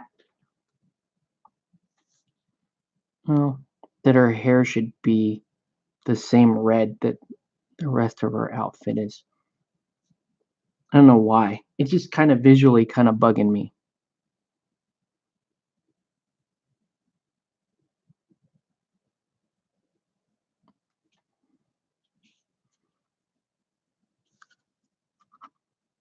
But let's let's start working. Let's work that way. Start working that way.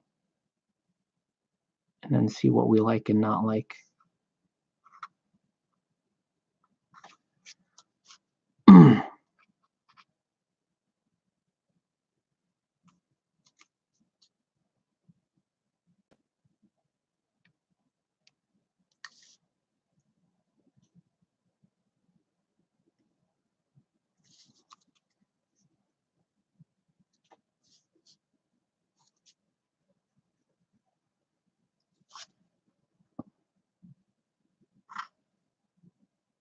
I think I'm going to have to take that KR case that I dedicated to the Batman miniature game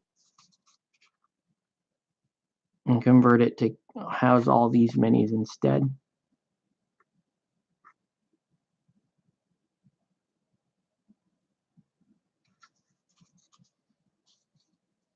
Yeah, not bad. It's pretty good.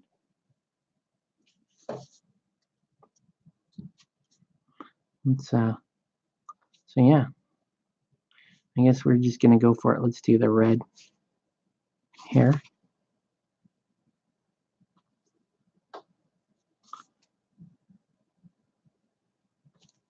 I think I'll highlight the red hair with like scarlet color.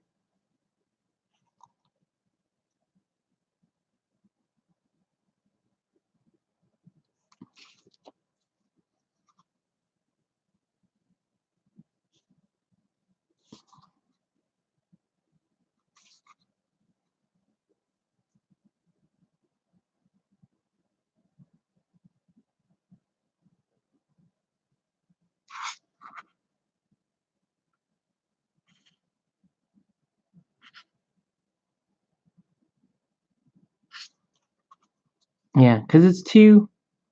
You can see right now, it's all blending in together, and it's taking away from some of the detail here. So just whoa.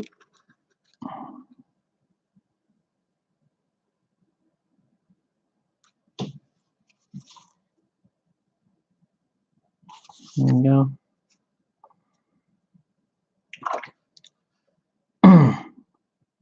That red is just like shocking red.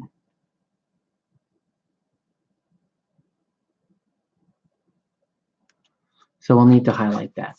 Let's let that dry for a minute. Let's do some really, really subtle. Let's see if I can get. Actually, another thing. Yeah, actually, let's wash first. Let's wash this whole sucker.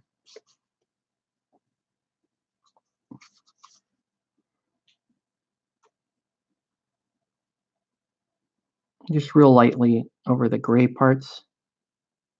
Right, just add a little bit of shadow there.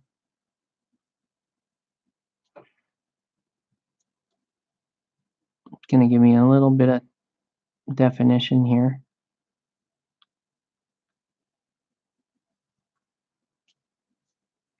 He's pretty damn funny, this Batman.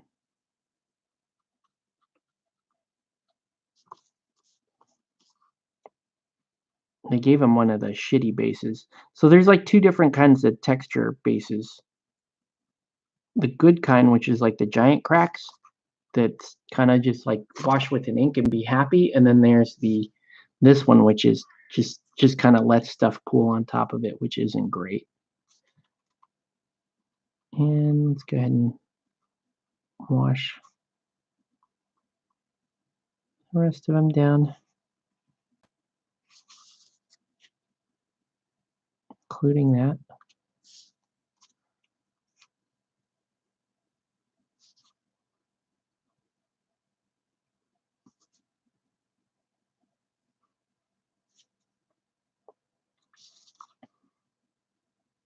And we'll let that dry and then highlight it.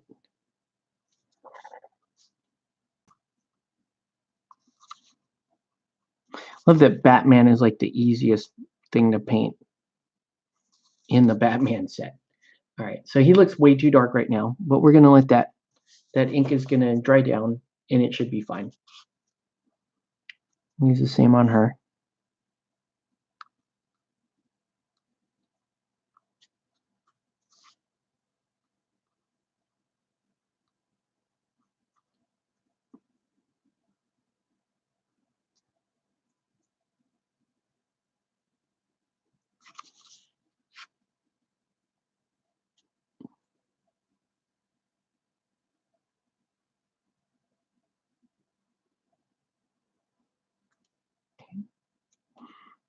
This is gonna help give her a little bit more definition here.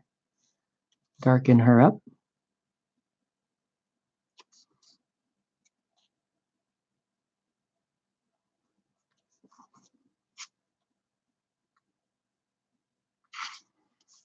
Just kind of like that, and we'll see how that you just wash that and kind of immediately looks decent.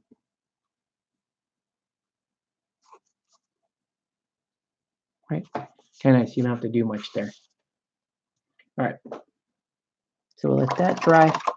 While that's drying, let's hit it with, do I have black?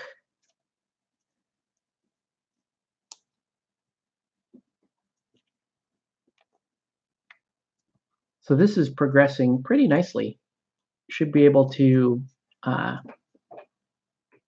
get scenario 2 down in the next day or so, which means then I can move on to scenario 3, which all I'm adding for scenario 3 is Bloom and Bloom's gang, which are stupidly easy to paint.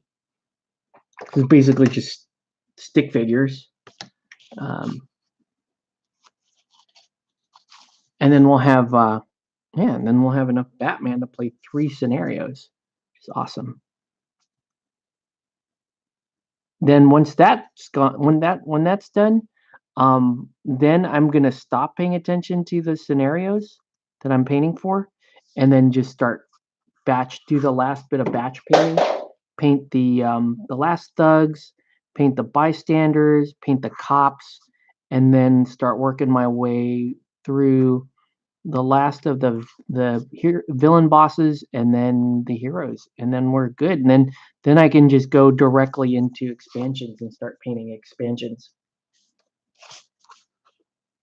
Because I'm going all in, dude. Like the idea here is, by the time June 4th is around, I should be like that much invested in this that I'm gonna back season 2 and look at it as like, hey, we're just adding on. I think I still need to kind of evaluate whether or not I want season 2. But let's face it, there's cool shit in the Batman universe, and I'm gonna want it. So let's just be honest with ourselves right now. Especially if I end up painting this entire pledge, then it's like, well, might as well. Right? We're that deep. We might as well.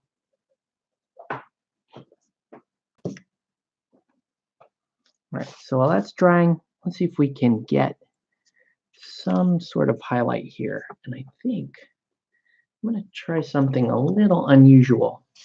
We're going to try a little bit of an orange color.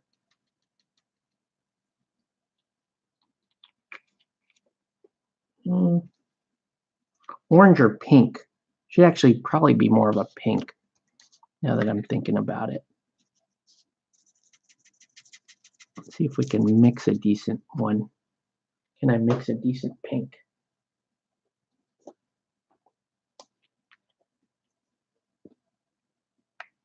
Looks like I can.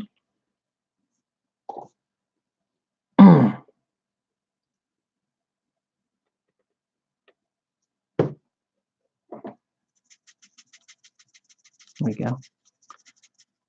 It's pretty, but I need to go pretty soft here. Like I don't want this highlight to be too shocking.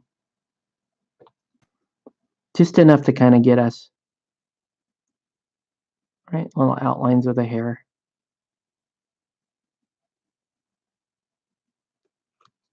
See, I don't know, man. Maybe I should have went orange.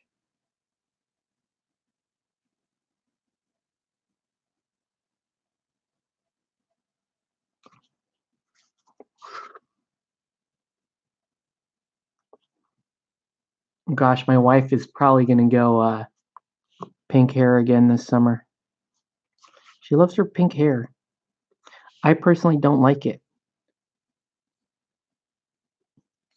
I'm a simple man. I like women with traditional hair colors. I like women with naturalistic hair colors. So if she wanted to, if she wanted to go red, that would be better, like a natural red, not like this red that I'm painting right now. If she wanted to go that, maybe, but it's her hair. She can do what she wants with it. She knows that I'm more partial to not, but also cool. I think we need a little bit of a say. I think there are certain people that look okay with like pink hair. My wife she still looks. I think she still looks cute in red hair, and sorry, in pink hair. But I think she just looks, to me anyway, she just looks way better in her natural blonde state. How do you know what colors to use? Well, how's it going? Welcome to the feed, Vindy. Um, if I'm being honest with you, I don't know what colors to use. But I paint what I kind of like, eyeball what I like. And that's kind of my whole approach to painting these anyways, is you just kind of paint until you get the effect that you like. I think where most people struggle in painting Batman is they don't know how to paint black. That's probably the most difficult thing to figure out, is how to paint black, and how well, it's too much. Um, how to get to black without just painting black, because you should never, in my opinion, you should never actually paint the black. You should paint a super super super dark gray, and then you want to highlight that dark gray, right? You're going to highlight that dark gray with lighter colors, lighter grays, to get you something that you want, right? So here's what I do for black. I usually do Vallejo black gray, a fantastic color. You can use it. It's like one of my favorite colors to use of all time. And then you want to wash it. You can wash it with if you're using Citadel, you can use Nuln oil. I generally make my own wash, or if you're going to buy something, my favorite black wash, which is a little tricky, can be a little tricky if you're actually using it, in this case, more like a tone, is to use if I find it, is to use P3 Armor Wash. It's like one of my favorite things to use. Right, so right now I'm going to drop a little bit of highlight onto the black parts of the armor. And this is where you're just going to be really delicate here. Right? Because you just want a tiny little hint of highlight. You don't want anything screaming out. Shouldn't be too big. So you can see I'm going super light there. And then here, where you have like big creases on the cape, you can see a lot of the stuff in the recesses is still drying. But you can highlight the edges like that, just using the kind of flat side of the brush to catch the edges. And then we'll take those up another notch too, so that you can actually start to see them. Right. So here's this Batman here. He looks way too black right now. Like what you want to do is you don't want your Batman to look pitch black, and you also don't want him to look gray, right? So you're kind of dancing a line here. So the sharper your highlights look, the more convincing to people that it's black, right? You're painting, but you never actually paint black, is what I'm saying. You never actually get to it. Likewise, on your highlights, some people, like really, really pro painters and stuff, will highlight all the way up to white. But by the time they've done that, they've blended the colors so well together that all you really see is a nice sharp line. You don't necessarily need to do that, right? If you're doing, you don't, that's not really your goal. Your goal is to draw enough attention to some of this so that um, so you're still convinced that it's black at the end of the day. Like you can see now, you're starting to see some of the detail on him. And with this final highlight here, what you're going to do is really just kind of take the sharpest folds, the sharpest peaks, whoop, and screw it up like I did. Now, it's okay though. If you screw it up, very easy to fix. Just get a little water back on your brush. There, it never happened. Okay, we're not going to tell anybody that was a thing. So I'm just gonna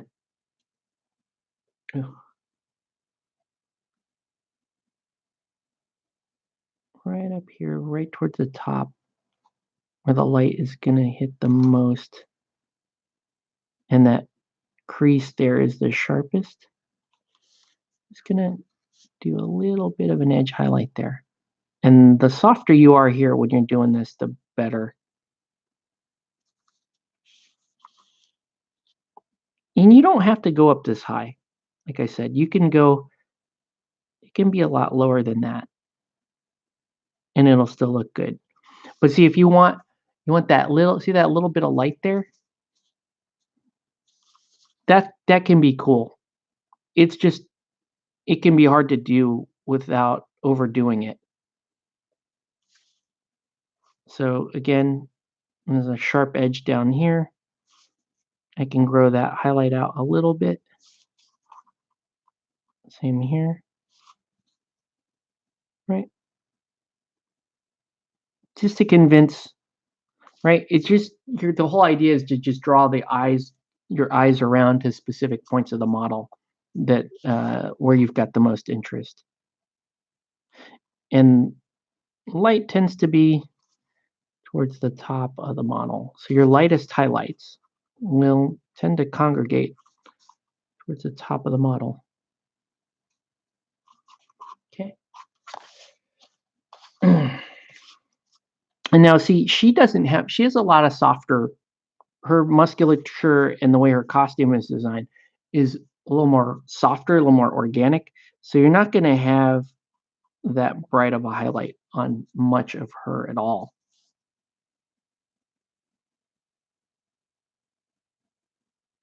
There's going to be some little bits like that where it makes sense to have a nice sharp highlight, but not much.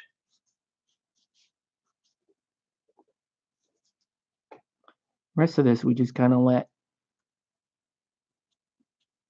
it dry down the way it's going to dry down. Okay. She's kind of cool. Yeah. Kind of digging her. There. So those guys are looking cool. Let's go back to Death here. Dr. Death.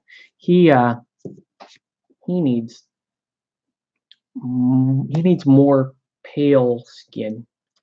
So we're going to give him a pale highlight. Ooh, and it's late. I think we're going to call it after this. Okay. but we'll give him a nice. I'm going to draw him back into nice, like pale green. And again, it's really going to be towards the highest peaks of the model. I'm trying to draw attention towards like up here. So we're going to draw all that out.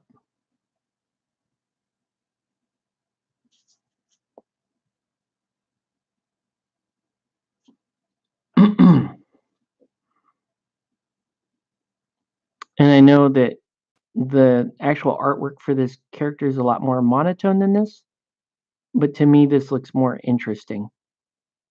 So yeah, I mean that's another thing you can do too is if you don't have to nail all of the colors correctly. You can paint, it's your set. You can paint it to look however you like.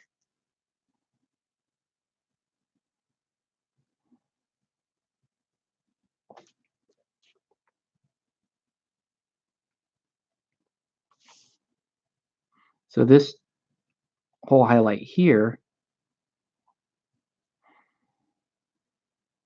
gonna make for a more interesting looking dude.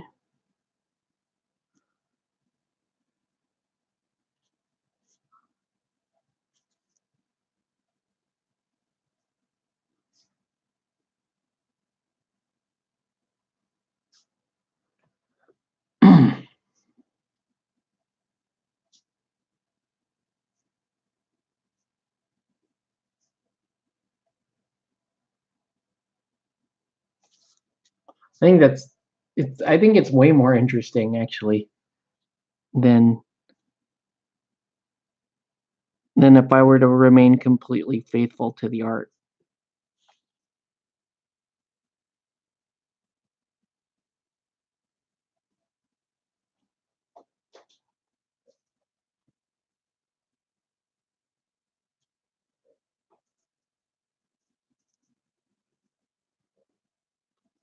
Probably should have filled in some of that.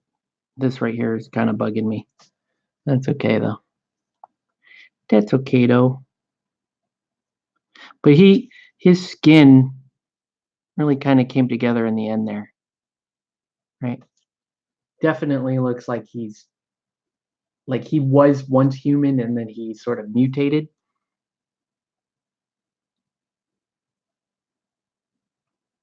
So I'm kind of digging this. Didn't have a clear plan for painting this when I started, but like I said, I usually like my method is to paint until I like it and then stop. It's also a very important thing. You need to tell yourself to stop at certain points because I think you will get to a point where you can overdo it, and then you end up with you end up like feeling some regret because you're like, man, I really liked it at this one point, and then I carried out those highlights too far. I really liked it, and I washed, I applied too many different layers of washes, and then I lost all my detail. Like that kind of stuff will happen too.